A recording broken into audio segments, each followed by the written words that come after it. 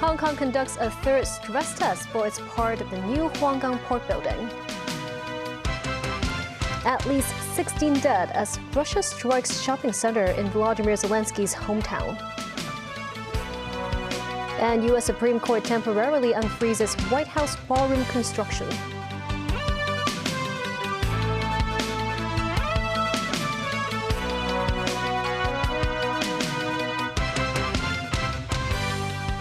Good evening, and thank you for joining us. A third large-scale drill at the Hong Kong side port area of the new Huanggang Port building sees civil servants mobilized to stress test the facilities. Chief Secretary for Administration Eric Chen says the drill proceeded smoothly and the overall process will be efficiently reviewed and summarized. Rachel Ng was there. More than 10,000 civil servants from 70 departments arrived at the new Huanggang Port building at noon. The first went up to the departure hall on the 5th floor, testing out the collaborative inspection and joint clearance model at the departure hall e-gates. Travelers have to go through 3 checkpoints after scanning their ID documents or using facial recognition at the Hong Kong border gates. They proceed to the gates connecting Hong Kong and Shenzhen, where they can scan their fingerprints or use facial recognition to complete departure clearance. And finally verifying their identity at the Shenzhen side to formally complete their entry. The drill also simulated various emergency scenarios as travelers enter Hong Kong. Suspicious individuals are asked to put their luggage through X-ray. And a millimeter wave detection system used for the first time at the land border checkpoint is deployed to detect objects concealed under clothing. Orange dots indicate a detection. Contraband such as untaxed cigarettes are immediately identified. Live turtles were also seized and handed over to the Agriculture, Fisheries and Conservation Department. Body temperature is also monitored upon entry. If travelers feel unwell after entering, medical assistant teams are on site to help, and ambulances on 24-hour standby at the Huanggang Fire Station are available for immediate response. Finally, the drill simulated buses and the MTR from Shenzhen arriving fully loaded with passengers so as to test whether the Hong Kong ports area can handle an influx of 2,500 people. Chief Secretary for Administration Eric Chang and Secretary for Security Chris Tang, among others, inspected the site. Of the 90 immigration counters and e-channels, 60 of them we use today. And although only 2/3 of the capacity, but still we can see that the whole operation is very smooth and can handle all 10,000 passengers smoothly. And for the remaining 30 counter immigration channels, we need some slight adjustments before they can put into operation. The new Huanggang Port building is situated in Futian district of Shenzhen. Since Hong Kong residents will have to use roaming data upon arrival, the Hong Kong government is providing complimentary Wi-Fi services within the building. I was able to access the internet throughout my 2-hour stay. Rachel Ng, TVB News. Some 1,000 private vehicles also took part in a drill at the redeveloped Huanggang Port. The invited private cars gathered in Shengshui at around noon. Vehicles were divided into 3 groups for the drill, where drivers traveled along Sansham Road and past the Lok Ma Chau control point before reaching the port building. After the drill, some drivers think the road direction signs can be made clearer with larger fonts. Public health care fee reforms have been in place for about 8 months. Secretary for Health Lo Chung-mau says the number of people exempt from outpatient fees has risen 20-fold to more than 280,000. The reforms have raised drug and emergency ward fees while expanding fee waivers. At the same time, health authorities have sped up new drug approvals. So far this year, the approvals of 17 drugs into the Hospital Authority drug formulary have been fast-tracked. Separately, a medical case that has dragged on for 16 years has prompted reforms to the Medical Council. Lo says a new 4-tier disciplinary system will allow for more proportionate penalties. Regarding the reform of Medical Council, the new penalty system will ensure that both the public and the professionals, the doctors, will be given a more fair and visible judgment and penalty according to a 4-tier system. For example, if a doctor is deficient in certain skill, the new penalty system will be able to impose restrictions on his practice without completely suspending his practicing license. Ukrainian President Volodymyr Zelensky vows to respond to what he calls an atrocious attack by Russia targeting a shopping center in his hometown of Kryvyi Rih. At least 16 people have been killed and 130 injured in the incident, including 22 children. The attack comes just days after two hits that killed 16 in the Ukrainian capital and injured another 40. This as tension between the nations escalate with increasing attacks on civilian targets. Gloria Feng has more. A young boy covered in blood. Two women who've escaped death embrace each other. First responders rushed to treat the wounded at a shopping center in the central Ukrainian city of Kryvyi Rih after a drone attack Friday. This latest attack on a civilian target in the hometown of Ukrainian President Volodymyr Zelensky comes after ongoing exchange of drone hits between the nation and Russia in the long drawn-out conflict.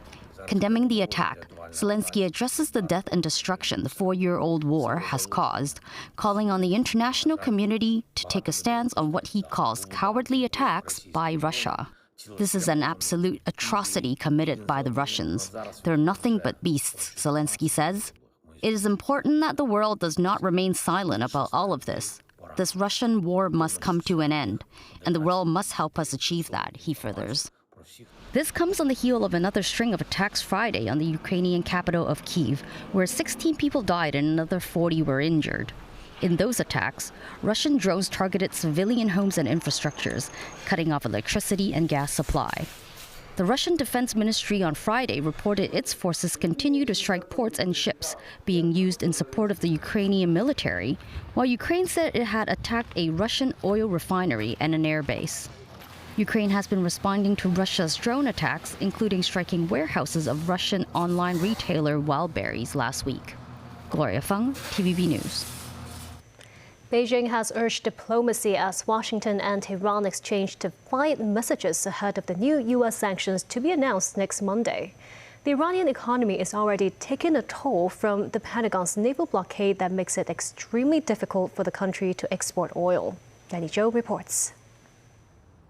As the war nears 6 months old, a press conference is expected to be held by U.S. Treasury Secretary Scott Bessent at 2 p.m. EDT Monday to elaborate on what the Trump administration frames as the toughest sanctions in history on Iran. The new measures are expected to trigger economic consequences for countries that provide lifeline to Iran and will likely impact some of its key trading partners, including China, which buys more than 80% of Iran's shipped oil, according to 2025 data from analytics firm Kepler. Donald Trump said earlier on Friday that the United States was observing what happens in the conflict. He noted, in his opinion, the Iranians would love to make a deal, but they're not ready to make the right deal.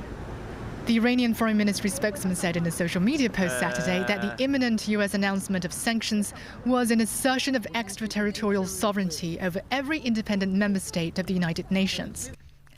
Such secondary sanctions find no foundation in international law, he said. The Chief of Staff of Iran's armed forces, Major General Ali Abdullahi, has promised crushing, punishing and devastating responses militarily. But President of the Islamic Republic appealed for a diplomatic solution. The ISNA news agency reported Masoud Pezeshkian as saying, "It would be better to end the war today when they are powerful and have dignity." And the whole world acknowledges their triumph and emphasizes that the U.S. attacked Iranian schools, hospitals and infrastructure against all regulations and is hated in the world. Meanwhile, Parliament Speaker Mohammad Bagher Ghalibaf admitted they won't survive if people are hungry and the country doesn't have financial turnover, economic growth and national production. In Tehran's Grand Bazaar, the inflated prices for rice and beef were 60% and 150% higher than pre-war levels, respectively. The rising unemployment rate is putting daily necessities like food, medicine and cleaning products further out of reach for families. A local said, "It's become very difficult for us, especially for people like us who live on a fixed salary." Danny Zhou, TVB News. U.S. President Donald Trump returns to the campaign trail in South Carolina to stump for Senator Darlene Graham, his chosen candidate to replace her late brother, Senator Lindsey Graham. This after the Supreme Court issues a temporary stay that freezes lower court rulings that would have forced a halt to above-ground construction in the White House. Danny Zhou again. Chief Justice of the U.S. Supreme Court, John Roberts, signed a temporary order on Friday that allows the White House to continue construction on President Donald Trump's $400 million privately funded ballroom, while the court weighs on an emergency appeal from the administration.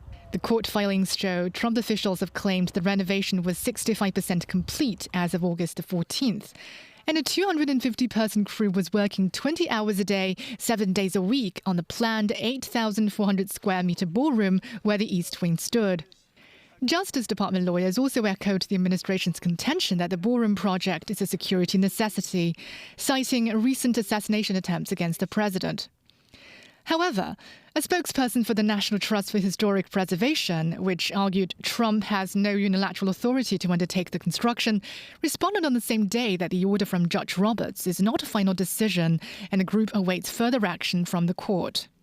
Speaking to thousands during a campaign in Myrtle Beach Friday night, Trump opened his remarks by declaring he was in a good mood after the top court greenlit his construction projects for now. In an urgent bid to save Darlene Graham's candidacy, the president said she's somebody he has known for a long time and pointed out the first step in sending her to the Senate involves helping her win Tuesday's runoff election against five-term Congressman Representative Ralph Norman. Trump has encouraged the Republican-based voters to come out to vote to preserve tax cuts, among other things, pretending he's on the ballot, even though he is not. Trump further noted choosing Darlene Graham would be a tribute to her late brother, adding, "I want it to happen." Elect Senator Darlene Graham to fight for South Carolina and to always put America first. She only knows how to put America first. She will be somebody you're going to be very proud. You vote for her, you're going to be very proud of that vote. At another point, Trump performed his signature reading of the lyrics of the 1960s song The Snake, which he has used in the past to warn about border security. Darlene Graham was a political novice just weeks ago.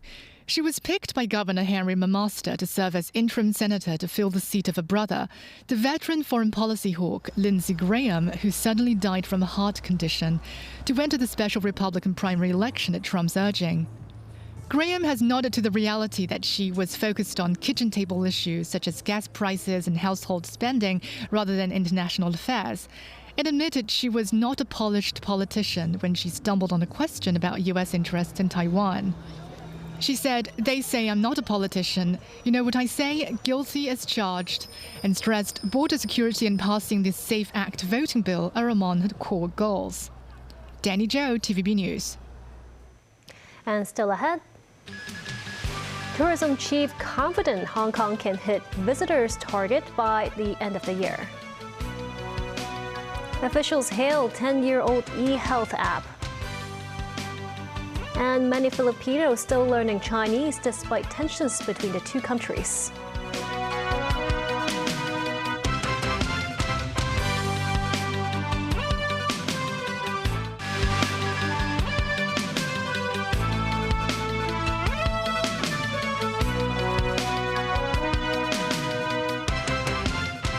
Welcome back. Foreign Minister Wang Yi and Defense Minister Dong Jun met Indonesian President Prabowo Subianto in Jakarta. Wang and Dong met Prabowo at the latter's official residence on Friday. Wang says China and Indonesia have obvious complementary advantages, noting China is a reliable, long-term and stable partner in Indonesia's national development process. Wang says society's development has proved openness leads to continuous progress, while isolation only results in backwardness. Prabowo says Indonesia looks forward to deepening all-round strategic cooperation with China, and he expects to attend the APEC Economic Leaders meeting in Shenzhen in November this year to further step up strategic communication and collaboration with China. Secretary for Culture, Sports and Tourism Rosanna Law expresses confidence that Hong Kong's full-year visitor number can reach 53.8 million, hitting the government's target. This comes after more than 31 million tourists visited the city in the first 7 months of the year. Mimosa Ngai reports. Speaking on a radio program, Secretary for Culture, Sports and Tourism Rosanna Law says she worried about the visitor figure for July because of the rainy weather. But with the first 7-month tourist figure standing at about 31 million, which was more than anticipated, the Secretary says that has boosted her confidence in Hong Kong's tourism for the rest of the year. Law also states that the fourth quarter is often a peak season for the tourism sector. Separately, she hopes to expand the ticket stub economy in Hong Kong after some retailers in Kai Tak and Kowloon City adopted the model by allowing consumers to enjoy discounts with ticket stubs earlier this month. Describing the spending model as entertaining, Law states it also helps the profit growth of the retail sector. On the forthcoming Asian Games, Law says the city will be sending more than 500 athletes to the event, and in the past, the Sports Development Fund will cover about 90% of the costs. Numbers 9, TVB News. A man was injured after a section of scaffolding in Sham Shui Po collapsed. The incident happened at around 4 p.m. on Nam Chung Street near Yu Chao Street. The scaffolding measuring around 33 meters by 50 meters had been erected as part of a building's external wall maintenance works. It appeared to have snapped around the middle, trapping a man underneath. He sustained head injuries. A representative of the Scaffolding Workers Union says construction materials placed on the scaffolding may have exceeded its load-bearing capacity, causing the structure to give way. Hong Kong's electronic health record-sharing system, eHealth, is marking its 10th anniversary. The platform allows patients and healthcare providers to access and share health records across the public and private sectors. The Health Bureau says more than 6.5 million people have registered for eHealth, accounting for around 80% of Hong Kong's population. Ali Chen reports. The Health Bureau is kicking off a series of events today to mark 10 years since the launch of eHealth. Health Secretary Lo Changmao says the system has become an essential part of Hong Kong's healthcare infrastructure. It now connects more than 4,700 public and private healthcare providers, with over 63,000 registered healthcare professionals. Over the past decade, new functions have been added, including cross-boundary health records, which allow users to access their records when seeking medical care outside Hong Kong. Getting elderly users to make full use of the digital platform remains a challenge. According to official figures released in May this year, while registration among elderly people is already high, less than half of those registered have activated the app. Under a new program, secondary school students will teach elderly people how to use the eHealth app. The elderly in this event, they joined this event because their family didn't really have much time to teach them how to use the app. They really need people and time to teach them well. If elderly people are now familiar with smartphones, they can also authorize a caregiver to help manage their health records. Ali Chen, TVB News. Territorial disputes are among the reasons why tensions between China and the Philippines have worsened in recent years. The deteriorating relations, however, have not stopped some Filipinos from learning Chinese, hoping to better understand their connection with China. Alina Wang has more.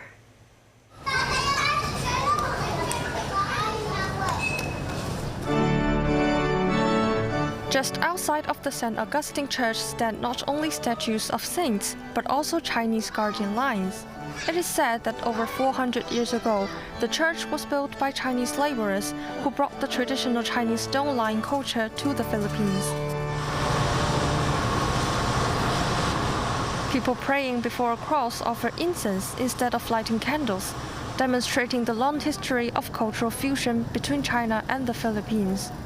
As early as the Song dynasty over 800 years ago, Chinese people had already migrated to the Philippines and traded with the locals, introducing farming, printing, and sugar-making technologies.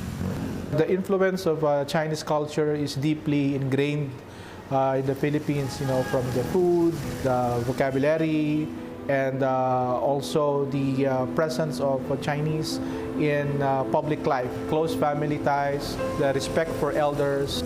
These are, I think, qualities and attributes that these two people share.